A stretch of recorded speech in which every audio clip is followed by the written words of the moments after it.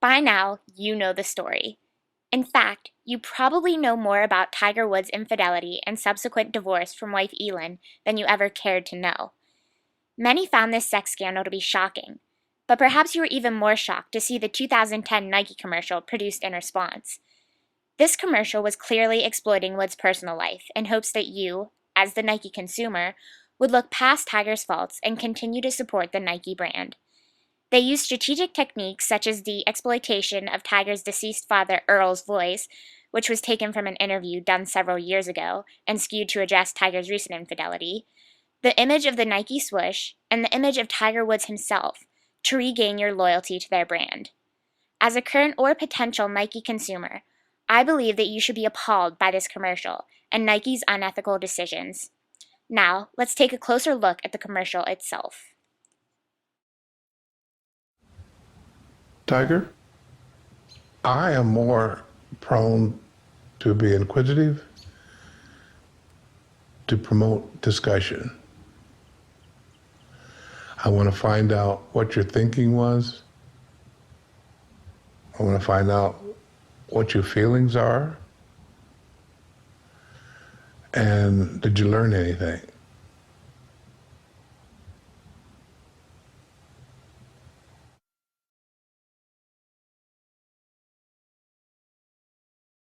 We will watch this commercial again, but next time paying closer attention to the techniques used and examining Nike's reasoning for each. But first, let's consider Nike's choice to use Earl's voice. The audio clip they used was ripped from an interview Wood's father did in 2004, prior to his death in 2006, in which he compared his parenting techniques with that of Tiger's mother. His thoughts on parenting were then skewed to seem as though Earl were addressing Tiger's recent infidelity. Nike manipulated Earl's voice to create an emotional impact on you, their consumer, that they alone were incapable of creating. As Tiger's sponsor, Nike needed a way to send you the message that they do not stand behind his recent actions. Nike, although willing to benefit from the money Woods makes for them, needed to find a way to separate themselves from Tiger's actions so as not to lose your business. Airing a commercial where Nike executives scold Woods for his actions has nowhere near the emotional impact as hearing Earl's Woods' voice addressing his son directly, and from the grave no less. Earl, speaking calmly and rationally, comes across as the voice of reason. This, coupled with the fact that the voice of his deceased father is extremely intimate and private, makes Earl come across as almost an omniscient spirit. This creates a very compelling ad, one Nike knows you are not likely to forget.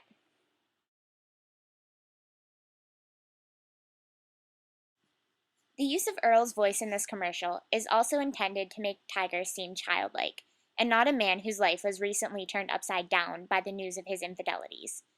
Earl is not harsh towards Tiger, but rather gently scolds him, much the same way a father may scold his young son for misbehaving. A father's reprimanding of his child is something Nike knew we could all relate to. It is in this way that the commercial intends for you to spend a brief moment in Tiger's shoes, remembering times during your own childhood when you were rebuked by your father.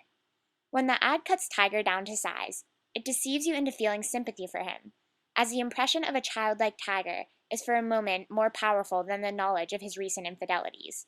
It is easier for the consumer to feel sympathy toward a naive, childlike Tiger than the man the media had recently been portraying. In this way, Nike is able to remove the demonizing stigma the media had placed on him and allows you to relate to him.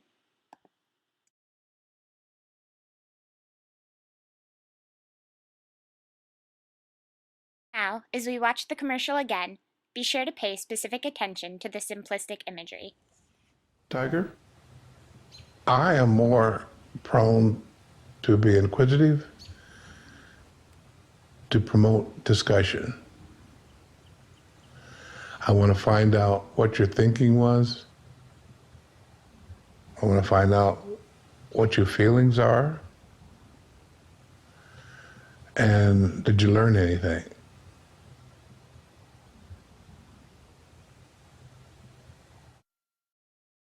The simplistic imagery led you to draw a direct connection between the Nike swoosh logo and Earl's speech, emphasizing Nike's stance behind Earl. You were given a close-up look at Tiger's solemn face, all the while seeing two prominently placed swoosh logos on Tiger's hat and sweater. At the end of the commercial, the Nike logo is again featured as the screen goes black and a single white swoosh appears. The imagery is extremely simplistic, which allows the Nike swoosh to take center stage. The two most memorable aspects of the commercial are Earl's voice and the image of the swoosh. This is not a coincidence. Nike wanted to draw a direct connection between Earl and their brand, to reinforce the fact that they are standing behind Earl's message to Tiger. Furthermore, when the white swoosh appears at the end of the commercial, it is almost as if Nike is saying that they themselves are above Tiger's actions, yet are willing to grant him forgiveness, and subsequently you should too. Though Earl was the vehicle through which Nike had to reprimand Tiger in order to maintain business, when all is said and done, Nike had to show that they themselves are willing to forgive him. This creates a Church of the Swoosh impression, with Nike able to absolve their athletes' wrongdoing. In twisting their business dilemma to appear as a moral dilemma, Nike takes on the power to pardon Woods of his actions. Finally, it is important to evaluate Nike's general use of Woods in the commercial. A strategic technique Nike employed was having Woods remain silent, solemnly staring into the camera, in efforts to make you gain sympathy for him.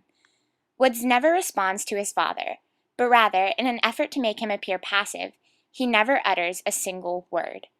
However, the image of Woods is extremely compelling, as he appears to be on the verge of tears throughout the entirety of the commercial, perhaps saying more than any script Nike could write for him.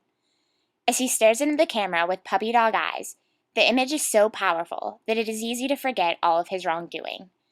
This feeling is further emphasized near the end of the commercial, when the camera zooms in, getting a closer and hence even more emotionally intense look at the guilt written across his face.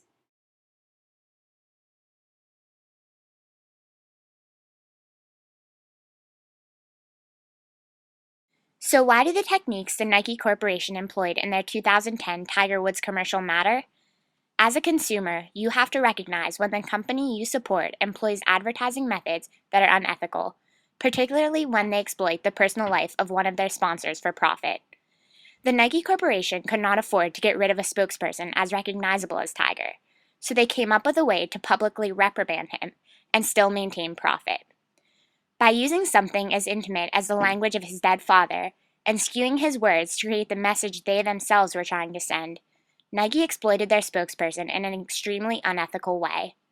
Perhaps this commercial is further evidence of America's celebrity-obsessed culture, with the widespread belief that we are more entitled to know the personal lives of stars than we actually are.